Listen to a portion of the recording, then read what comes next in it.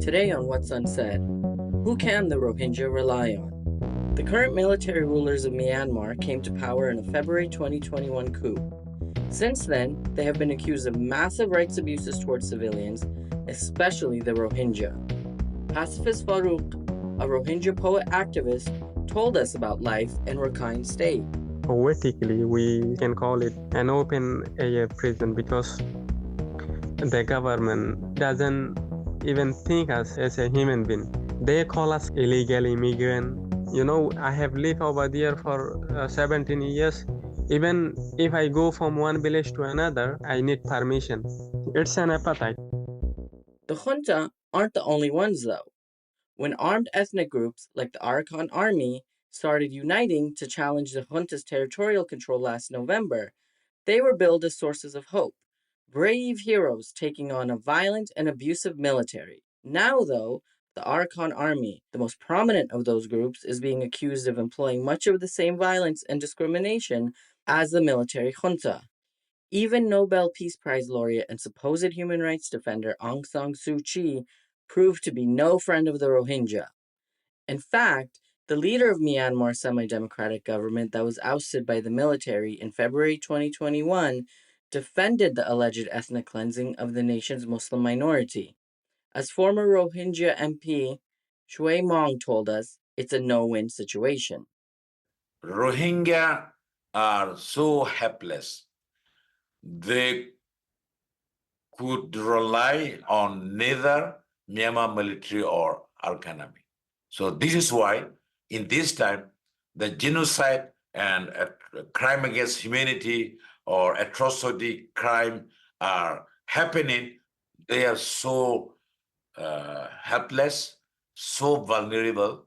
So in this environment of mistrust, how should humanitarian organizations operate?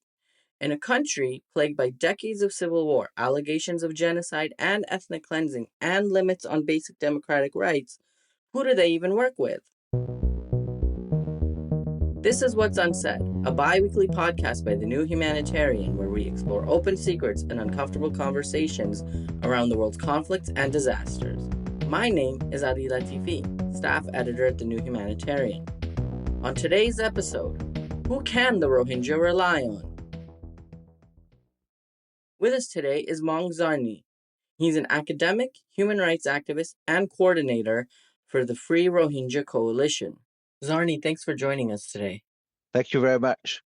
As we know, this is a very complicated, very complex topic, and my first question is trying to get at that. Because if we're talking about, say, the former government of Aung San Suu Kyi, the junta that ousted it, the armed groups that are trying to take control from that junta, is there anyone amongst this group that the Rohingya people can somehow feel confident in or feel as if they can turn to and rely on? That's why my wife and I wrote this piece called The Slow Burning Genocide of Myanmar's Rohingya as early as 2014. Over the last 40 plus years, the military controlled state of Myanmar has singled out the Rohingya as a population unwanted because they are primarily Muslim with their legitimate claim to have an ancestral pocket of land next to one of the largest Muslim countries in the world, Bangladesh. So that has been the military's primary objective, to make sure that this Rohingya ancestral population doesn't have any claim on Myanmar. But the important point to point out here is that the two groups that collaborated in the destruction of the Rohingyas are the Burmese military and the Burmese politicians, including Aung San Suu Kyi, who went to the International Court of Justice and denied that there was any genocide or rape happening or being perpetrated by her father's military, right? And so the other group that is now coming to the forefront as the spearhead of this continuing genocidal assault on the Rohingya, Rakhine Buddhists. Since 1978, Rakhine locals have played the role of collaborators with the Burmese military to destroy, to torch villages, to rape Rohingya women and girls and elderly women, and to loot the vacated Rohingya villages. The Rakhines are the ones who take over the land that belonged to Rohingya who ran away for their survival. So I think that, this is a genocide triangle, and the local Rakhines play this role, and Arakan army is only fueling and spearheading this resurgence of genocidal attack on Rohingya. It's interesting you talk about this genocide triangle because I was speaking to a colleague of mine who had moved to Myanmar shortly after Aung San Suu Kyi was freed and essentially became the head of the government. And he said the one thing you could sense everywhere you went was this very vehement anti-Rohingya attitude by everybody. Do you think that that's true? And why do you think that that mentality has persisted for so long? Every population, every society, every one of us, we were not born with either love or hate towards certain groups.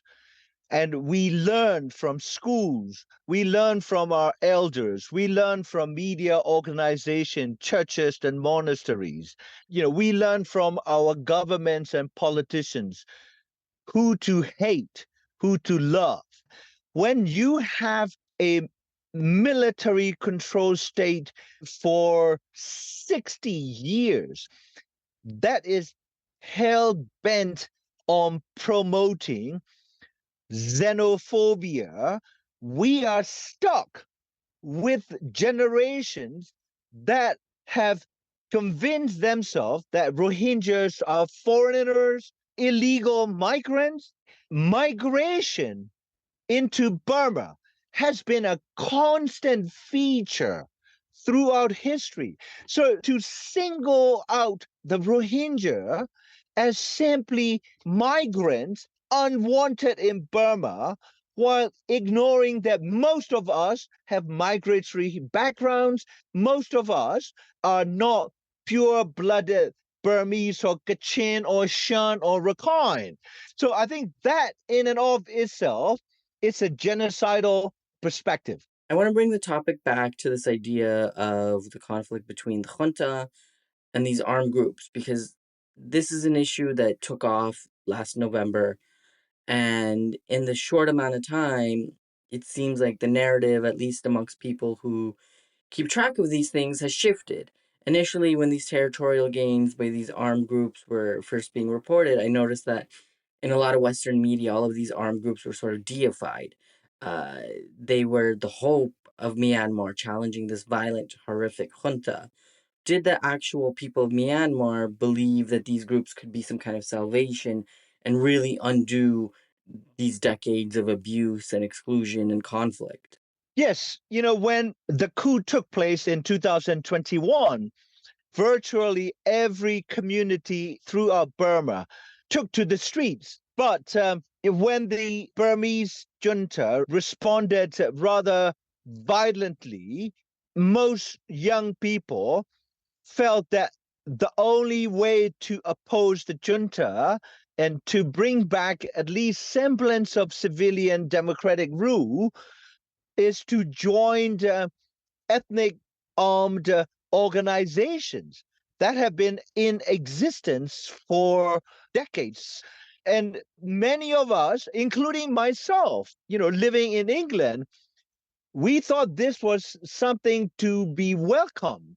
The ethnic armed organizations and movements and communities working together with the majoritarian Burmese dissidents to end this 60 odd years of dictatorship, right?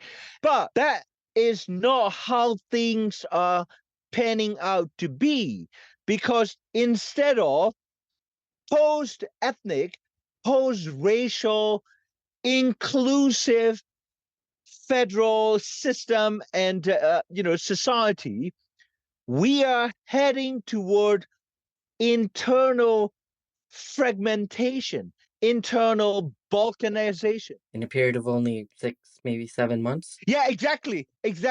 Starting in like the fall, we were getting all kinds of pitches and stories and submissions that were essentially saying to the international community, hey, now you don't have to work with the junta, you can work with these different armed groups to deliver aid. But did you and do those people who initially supported these groups ever believe that they could be capable of fairly and properly distributing aid or any better than the junta might be? I mean, did you think that men with guns would hand out, say, I don't know, bags of flour? We cannot generalize all armed groups as one type of unscrupulous, unprincipled armed man. Yes, you're absolutely right. The armed groups will always exercise their might over any humanitarian principles or regard for human rights. But there are groups that are better than others. Say, for instance, like Karen National Union that has been in existence for 70 years and has at least 4 decades of working with UNHCR or other humanitarian organizations. They have internalized certain humanitarian principles and a sense of fair-mindedness. But there are also other groups that would use their military strength to deny or distribute access to food depending on their preferences. But in general, the picture that is emerging is that armed groups are behaving like Myanmar military, resorting to forced taxation and forced conscription. In one locality, you may find 3 or 4 different armed organizations knocking on your door, collecting money, or asking you to send your sons to their respective organization. This is a chilling picture that is emerging in a situation where no central state is operating. I'll tell you this, I have a complicated image of armed groups just based on my own lived history because I'm from Afghanistan. And I've also briefly covered the conflict in Syria. So I understand how these things can get very complicated very quickly. Is there a danger when, say, the outside media and politicians and such build up these different armed groups in conflicts where they may not like the group in charge? And why do you think this keeps happening, all over the world? This Hollywood type happy ending is something that readers and viewers like to feel. There has to be some kind of resolution where the groups that are portrayed as good guys prevail over the bad guys, right? I am not discounting or making light of the fact that Myanmar's Central Armed Forces or military bears the lion's share of responsibility for the violent and sorry state of Myanmar because they've been in power with overwhelming might. They're the largest armed organization, right? With an air force and navy, with unlimited supplies of weapons from China, Russia, Ukraine, Israel, you name it. But that said, I think what is being portrayed as freedom fighters or Democrats or dissidents by the international media, as well as by the local Burmese media outlets, are also not necessarily holier, more principled groups. I advise that I am involved with the different dissident movements in Burma over the last 35 years, and I still am very active in advising different armed organizations and nonviolent groups in the country. The situation in Burma is not just simply institutional or violent conflict. hatred among different parties in conflict is growing by the day. We cannot have a peaceful and stable Myanmar when hatred is consuming everybody and fear is consuming everybody. Even this morning, I woke up with a vivid dream of running away from military conscription. I live in England. I'm 60 years old. Even if I live in Burma, I am not the conscription age of 18 and 35. Even I feel fear, secondary fear, by talking to the young Burmese in the country on Zoom or on the phone. They're trying to run away.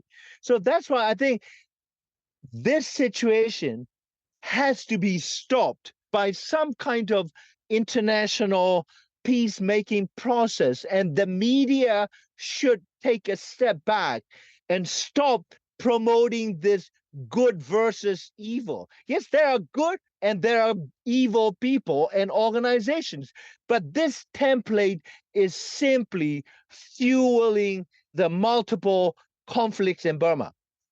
I guess it still comes back to this issue if, on the one hand, people don't trust the junta, and on the other, it seems like groups like the Arakan Army are also losing their trust. Who can an organization work with at this point? Is there anyone? How can they try and help the people? No, there is nobody.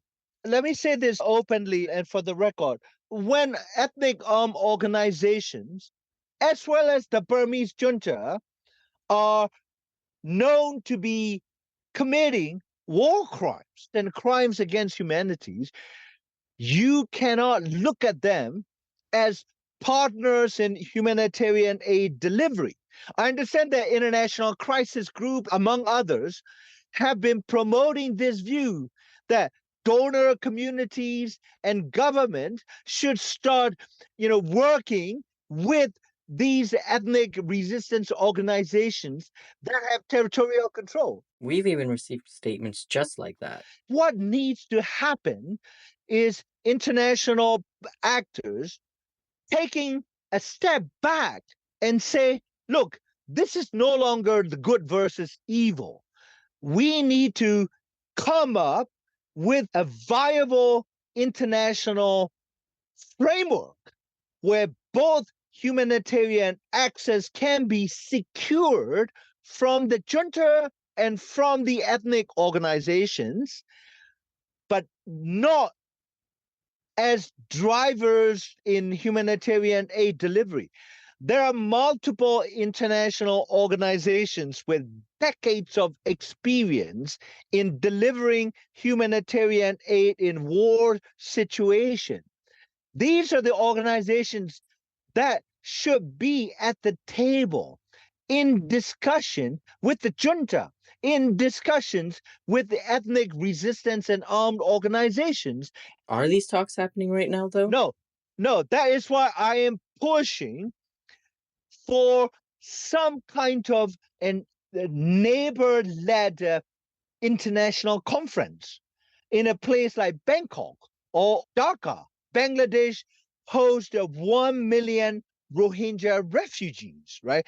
So Bangladesh has no chance to be able to repatriate voluntarily 1 million Rohingyas back to Rakhine, where the new rounds of killings and destruction are happening. So Bangladesh has to be involved in formulating a comprehensive peace framework for the entire country. One thing that is very clear, and I've been making this point, and I'm Burmese myself, Burmese communities, either the generals or ethnic minorities or the Aung San Suu Kyi and the political class, we have proven incapable of maintaining peace and stability in our own country for the last 75 years. There's nothing wrong with saying to the international community, We need help. We are caught in this vicious cycle of racism, fear, hatred, and violence. Therefore, I think it's important for the international community to consider a Cambodia like peace process for Burma. I guess I wonder, would the people of Myanmar accept the input of, say, Bangladesh or Thailand or any of its other neighbors? Do you think that that would be acceptable to the people of Myanmar? The country is hemorrhaging. Thousands of young people are running away, right? Millions, half of the country, are finding it extremely difficult to put food on their table. The Burmese people are not thinking about how to bring about peace for the entire country. They're thinking and worrying about the next meal. And also, additionally and importantly, it's in the interest of Myanmar's neighbors to step in and tell the Burmese of all different armed and political organizations, if you don't get your act together, which you don't, then we are going to have this international process that will help you restore peace and stability in your country. My last question is a personal one to you. You were recently nominated for a Nobel Peace Prize. What does that mean to you to be nominated and listed for something that focuses so much on peace and should have such meaning? Well, I mean, I've been doing this since I was 25 as a student. I turned 60 last year and I'm heading 61 next month. And so, whatever its own flaws, this is the recognition that will put wind to the sail of any activist. Personally, I'm happy, I'm pleased, and especially because the person who nominated for my push for reconciliation, anti-racism, Mairead Maguire. She's one of the most respected and very principled peace activist in the world, and she won the Peace Prize in 1976. Whether or not it results in the actual award, it's secondary to me. I'm already happy for the fact that she chose me out of so many activists. This is not about my ego or my personal accomplishment. It's just like something that enables me to do more. And, whatever happens, I keep on doing what I've been doing for 35 years. No difference. I just realized the irony that Aung San Suu Kyi also won a Nobel Peace Prize, and now she's a big part of the problem herself. Yeah, I remember I was a student in California in 1991 when the award was announced on radio. And I was so happy because as a Burmese, we had nothing that we should feel proud of. The country is in ruins and the economy is in tatters. And all we are known is like oppression and violence and racism. And here she was. And I was so happy. I supported her for 15 years until about 2004, when I realized that Aung San Suu Kyi did not internalize words where she spoke beautifully, like human rights and human dignities and, liberalism. She was a shining example for many in Asia, not just the Burmese. But when politicians use words, but they did not mean it, or they did not believe in themselves, when push comes to shove, she took sides with the killers and racist and genocidal. So that's why I split long before, the world realized that Aung San Suu Kyi was all empty rhetoric. Yeah, and it all seems to come back to the simplistic narrative of good guys and bad guys. Yeah, exactly. Yeah. We're always looking to cheer the good guys. And that usually the good guys are the guys who speak English really well, educated in the West. You see what I mean? Who are liberally tongued, that spit out humanitarian law and stuff. Exactly. The world is not a video game. Zarni, thank you so much for speaking with us today. Yeah, thanks so much. Bye. Maung Zarni is an academic, human rights activist, and coordinator for the Free Rohingya Coalition. Please visit thenewhumanitarian.org for ongoing reporting on humanitarian work in crisis zones around the world. And what are people afraid to talk about in today's crises? What needs to be discussed openly? Let us know by sending an email to podcast@thenewhumanitarian.org. Subscribe to The New Humanitarian on your podcast app for more episodes of What's Unsaid, our new podcast about open secrets and uncomfortable truths, hosted by Obi Anya Dike and me. This episode is produced and edited by Freddie Boswell, sound engineering by Mark Nieto, with original music by Whitney Patterson, and hosted by me, Ali Latifi. Thanks for listening.